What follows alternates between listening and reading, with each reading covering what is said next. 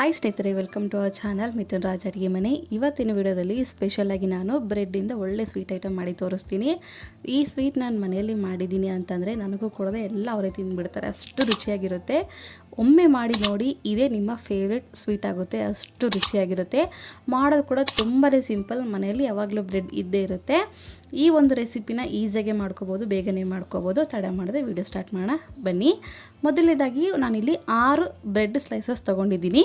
ನಾನು ಮೀಡಿಯಮ್ ಆಗಿದ್ದಾವಲ್ಲ, ಅದಕ್ಕೋಸ್ಕರ 6 ತೊಗೊಂಡಿದ್ದೀನಿ. ಒಂದು ವೇಳೆ ನಿಮಗೆ ದೊಡ್ಡ ಸೈಜ್ ಆಗಿದ್ದರೆ ಒಂದು 5 ಅಥವಾ 4 ತೊಗೊಳ್ಳಿ. ಇದನ್ನು 4 ಭಾಗದಲ್ಲಿ ಕಟ್ ಮಾಡ್ಕೊತೀನಿ ಈ ರೀತಿ.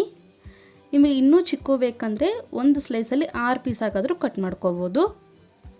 ನಾನಿಲ್ಲಿ ಈ ರೀತಿ 3ಅಲ್ಲಿ ಇಟ್ಕೊಂಡು 4 ಪೀಸಸ್ ಆಗಿ ಕಟ್ ಮಾಡ್ಕೊತಾ ಇದ್ದೀನಿ. ಆ್ಯಂಡ್ ನಿಮ್ಮೆಲ್ಲರ ಹತ್ರ ಒಂದು ರಿಕ್ವೆಸ್ಟ್, ನನ್ನ ಚಾನಲ್ನ ಮೊದಲನೇ ಬಾರಿ ನೋಡ್ತಿದ್ರೆ ಪ್ಲೀಸ್ ಎಲ್ಲರೂ ದಯವಿಟ್ಟು ಸಬ್ಸ್ಕ್ರೈಬ್ ಮಾಡ್ಕೊಳ್ಳಿ. ಇವಾಗೆಲ್ಲ ಕಟ್ ಮಾಡಿರೋನ್ನ ಒಂದು ಪ್ಲೇಟಲ್ಲಿ ಎತ್ತಿಟ್ಕೊತೀನಿ. ಇದೇ ರೀತಿ ಇನ್ನು ಉಳಿದಿರುವಂಥ 3 ಬ್ರೆಡ್ ಸ್ಲೈಸಸ್ ಇದ್ದಾವಲ್ಲ, ಅದನ್ನು ಕೂಡ ಈ ರೀತಿ 4 ಭಾಗ ಆಗಿ ಕಟ್ ಮಾಡ್ಕೊತೀನಿ.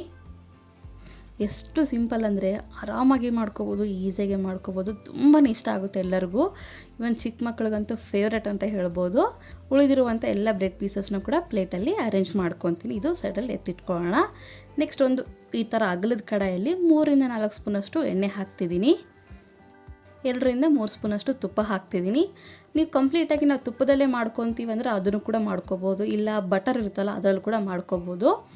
ಎಣ್ಣೆ ಸ್ವಲ್ಪ ಕಾದ್ಮೇಲೆ ಈ ಥರ ಸ್ಲೈಸಸ್ನೆಲ್ಲ ಹಾಕಿ 2 ಕಡೆನೂ ಮೀಡಿಯಮ್ ಫ್ಲೇಮಲ್ಲೇ ಫ್ರೈ ಮಾಡ್ಕೋಬೇಕು. ನೆನಪಿಲ್ಲಿ ಐ ಫ್ಲೇಮಲ್ಲಿ ಇಟ್ಕೋಬೇಡಿ, ಬ್ರೆಡ್ ಭಾಳ ಸ್ಮೂತಾಗಿರುತ್ತೆ, ಅದಕ್ಕೋಸ್ಕರ ಬೇಗ ಕಲರ್ ಚೇಂಜ್ ಆಗಿಬಿಡುತ್ತೆ. ಅದಕ್ಕೋಸ್ಕರ ಆದಷ್ಟು ಮೀಡಿಯಮ್ ಫ್ಲೇಮಲ್ಲಿ ಇಟ್ಕೊಂಡೆ ಫ್ರೈ ಮಾಡ್ಕೊಳ್ಳಿ.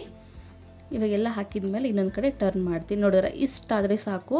ತೀರಾ ಒತ್ತಿಸ್ಬಿಟ್ರೆ ಚೆನ್ನಾಗಿರೋದಿಲ್ಲ, ಈವನ್ ತಿನ್ನೋಕ್ಕಾಗಿರ್ಬೋದು ಮತ್ತು ಟೇಸ್ಟ್ ಹೋಗ್ಬಿಡುತ್ತೆ. ಅದಕ್ಕೋಸ್ಕರ ಹೇಳ್ತಿದ್ದೀನಿ. 2 ಕಡೆನೂ ನೀಟಾಗಿ ಈ ರೀತಿ ಫ್ರೈ ಮಾಡ್ಕೋಬೇಕು. ಎಲ್ಲವನ್ನು ತಿರ್ಗಿಸ್ಕೊಂಡು ನೆನಪಿಲ್ಲಿ ಮೀಡಿಯಮ್ ಫ್ಲೇಮಲ್ಲಿ ಇಟ್ಕೊಂಡೆ ಮಾಡ್ಕೋಬೇಕು. ಇನ್ನೊಂದು ಕಡೆ ಕೂಡ ಆಗಿದ್ದಾವೆ. ಇವಾಗ ಪ್ಲೇಟಲ್ಲಿ ಎತ್ತಿಟ್ಕೊತೀನಿ. ಮನೆಯಲ್ಲಿ ಯಾವಾಗಲೂ ಬ್ರೆಡ್ ಇದ್ದೇ ಇರುತ್ತೆ. ಮನೆಯಲ್ಲಿ ಬ್ರೆಡ್ಡು ಅಥವಾ ಹಾಲು ಇದ್ಬಿಟ್ರೆ ಸಾಕು, ಆರಾಮಾಗಿ ಈ ಸ್ವೀಟ್ ರೆಡಿಯಾಗುತ್ತೆ. ನೆಕ್ಸ್ಟು ಇನ್ನೊಂದು ಸಾರಿ ಕೂಡ ಸ್ವಲ್ಪ ಎಣ್ಣೆ ಸ್ವಲ್ಪ ತುಪ್ಪ ಹಾಕಿಬಿಟ್ಟು ಇನ್ನೊಂದು ಸಾರಿ ಉಳಿದಿರುವಂಥ ಬ್ರೆಡ್ಡನ್ನೆಲ್ಲ ಮತ್ತೆ ಫ್ರೈ ಮಾಡ್ಕೊತೀನಿ. ನೆನಪಿದೆ ಅಲ್ವಾ, ನಿಮಗೆ ಎಣ್ಣೆ ತುಪ್ಪ ಇಷ್ಟ ಇಲ್ಲ ಅಂದರೆ ಬಟರಿಂದ ಕೂಡ ಮಾಡ್ಕೋಬೋದು, ಇನ್ನೂ ಚೆನ್ನಾಗಿರುತ್ತೆ. ಈ ರೀತಿ 2 ಕಡೆನೂ ಫ್ರೈ ಮಾಡ್ಕೊಳ್ಳೋಣ. ಎಲ್ಲವೂ ನೀಟಾಗಿ ಹಾಕ್ಕೊಂಡ್ಮೇಲೆ ನಾನು ಮೇಲ್ಗಡೆ ಹಾಕ್ತಿದ್ದೀನಿ ತುಪ್ಪ, ಕೆಳಗಡೆ ಎಣ್ಣೆ ಹಾಕಿದ್ದೀನಿ. ಬ್ರೆಡ್ ಸ್ಲೈಸಸ್ ಇಟ್ಟು ನಂತರ ಇದ್ರ ಮೇಲೆ ತುಪ್ಪ ಹಾಕಿದ್ದೀನಿ. 2 ಕಡೆಗೆ ನೀಟಾಗಿ ಫ್ರೈ ಮಾಡ್ಕೊಂಡಿದ್ದೀನಿ ಅಂದರೆ ಒಂದು ಪ್ಲೇಟಲ್ಲಿ ಎತ್ತಿಟ್ಕೊತೀನಿ. ನೆಕ್ಸ್ಟು ಈ ಕಡೆ ಒಂದು ಈ ಥರ ಪಾತ್ರೆಯಲ್ಲಿ ಹಸಿ ಹಾಲು, ಅಂದರೆ ಕಾಯಿಸಿರುವಂಥ ಹಾಲಲ್ಲ, ಹಾಗೆ ಇರುವಂಥ ಹಾಲು. ನಾನಿಲ್ಲಿ ಪ್ಯಾಕೆಟ್ ಹಾಲು ಯೂಸ್ ಮಾಡ್ತಿದ್ದೀನಿ. ಏನು ನೀರು ಮಿಕ್ಸ್ ಮಾಡಿಲ್ಲ, ಗಟ್ಟಿ ಹಾಲೇ ತೊಗೊಂಡಿದ್ದೀನಿ. 2 ಕಪ್ಪಷ್ಟು ಹಾಲು ತೊಗೊಂಡಿದ್ದೀನಿ. ನೆಕ್ಸ್ಟ್ ಈ ಕಡೆ ಒಂದು 3/4 ಕಪ್ಪಷ್ಟು ಹಾಲು ಎತ್ತಿಟ್ಕೊಂಡು ಇದಕ್ಕೆ 2 ಸ್ಪೂನಷ್ಟು ಕಸ್ಟರ್ಡ್ ಪೌಡರ್ನ ಮಿಕ್ಸ್ ಮಾಡ್ತೀನಿ. ನಾನಿಲ್ಲಿ ವೆನಿಲಾ ಫ್ಲೇವರ್ ತೊಗೊಂಡಿದ್ದೀನಿ. ನಿಮ್ಮ ಹತ್ರ ಚಾಕ್ಲೇಟ್ ಫ್ಲೇವರ್ ಇದ್ದರೂ ಓಕೆ, ಯಾವ ಫ್ಲೇವರ್ ಇದ್ದರೂ ಚೆನ್ನಾಗಿರುತ್ತೆ. ಬಟ್ ವೆನಿಲಾ ಆದರೆ ತಿನ್ನೋದಕ್ಕೆ ಮತ್ತು ಆ ಬ್ರೆಡ್ಗೆ ಪರ್ಫೆಕ್ಟಾಗಿ ಸೂಟ್ ಆಗುತ್ತೆ. ಇದ್ದರೆ ಹಾಕ್ಕೊಳ್ಳಿ, ಇಲ್ಲ ನಿಮ್ಮ ಹತ್ರ ಯಾವುದಿದ್ರೂ ಅದನ್ನು ಹಾಕ್ಕೊಳ್ಳಿ. ಈ ಥರ ಯಾವುದೇ ಗಂಟಿಲ್ಲದೆ ನೀಟಾಗಿ ಮಿಕ್ಸ್ ಮಾಡ್ಕೋಬೇಕು. ಇದ್ರ ಕೂಡ ಸೈಡಲ್ಲಿ ಎತ್ತಿಟ್ಕೊಳ್ಳೋಣ. ಹಾಲು ಈ ರೀತಿ ಒಂದು ಕುದಿ ಬರ್ತಾ ಇದೆ ಅನ್ನೋ ಟೈಮಲ್ಲಿ ನೀಟಾಗಿ ಕಲಿಸ್ಕೊಂಡು ಈ ಥರ ಆಲ್ರೆಡಿ ಕಸ್ಟರ್ಡ್ ಪೌಡರ್ ಮಿಕ್ಸ್ ಮಾಡಿರುವಂಥ ಹಾಲು ಇರುತ್ತಲ್ಲ ಅದನ್ನು ಹಾಕ್ಕೋಬೇಕು. ಈ ಥರ ನೀಟಾಗಿ ಮಿಕ್ಸ್ ಮಾಡ್ಕೊಳ್ಳಿ. ಒಂದು ಕುದಿ ಬರ್ತಾ ಇದೆ ಅನ್ನೋ ಟೈಮಲ್ಲಿ ಈ ಥರ ಮಿಕ್ಸ್ ಮಾಡ್ಕೋಬೇಕು. ನೆನಪಿರಲಿ, ಹಾಲನ್ನು ಐ ಫ್ಲೇಮ್ ಅಥವಾ ಮೀಡಿಯಮ್ ಫ್ಲೇಮಲ್ಲಿ ಇಟ್ಕೊಂಡೆ ಕುದಿಸ್ಕೊಳ್ಳಿ. ಹಾಲು ರೆಡಿಯಾಗಿದೆ.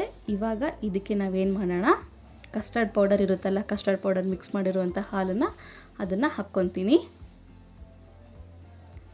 ಎಲ್ಲನೂ ಹಾಕ್ಬಿಡ್ತೀನಿ. ನೆನಪಿಲ್ಲಿ ಲೋ ಫ್ಲೇಮಲ್ಲಿ ಇಟ್ಕೊಂಡಿದ ಮೇಲೇ ಕಸ್ಟರ್ಡ್ ಪೌಡರ್ ಹಾಲನ್ನು ಹಾಕ್ಕೋಬೇಕು, ಇಲ್ಲಾಂದರೆ ಗಂಟು ಆಗಿಬಿಡುತ್ತೆ. ಅದಕ್ಕೋಸ್ಕರ ಹಾಕಿದ ಕೂಡಲೇ ಹಿಂದೆಲ್ಲ ಈ ಥರ ತಿರ್ಸ್ಕೊಂಬಿಡಿ, ಇಲ್ಲಾಂದರೆ ಗಂಟು ಆಗೋ ಚಾನ್ಸಸ್ ಇರುತ್ತೆ. ಈ ರೀತಿ ತಿರ್ಸ್ಕೊಂಡಿದ ನಂತರ ಇದಕ್ಕೆ ಇವಾಗ 5 ಸ್ಪೂನಷ್ಟು ಶುಗರ್ ಹಾಕ್ತಿದ್ದೀನಿ, ಅಂದರೆ ಸಕ್ಕರೆ. ಒಂದು 1/4 ಸ್ಪೂನಷ್ಟು ಏಲಕ್ಕಿ ಪುಡಿನ ಹಾಕ್ತಿದ್ದೀನಿ. ಇವೆರಡು ಹಾಕಿದ ಮೇಲೆ ನೀಟಾಗಿ ಮೀಡಿಯಮ್ ಫ್ಲೇಮಲ್ಲಿ ಇಟ್ಕೊಂಡೆ ಇದನ್ನು ಕುದಿಸ್ಕೋಬೇಕು. ಜಸ್ಟ್ 2-3 ನಿಮಿಷ ಸಾಕು, ಅದಕ್ಕಿಂತ ಜಾಸ್ತಿ ಬೇಡ. ಯಾಕೆಂದರೆ ಕಸ್ಟರ್ಡ್ ಪೌಡರ್ ಹಾಕಿರೋದ್ರಿಂದ ಬೇಗ ತಿಕ್ಕಾಗ್ಬಿಡುತ್ತೆ, ಬೇಗ ಗಟ್ಟಿ ಆಗುತ್ತೆ. ಅದಕ್ಕೋಸ್ಕರ ಹೇಳ್ತಿದ್ದೀನಿ.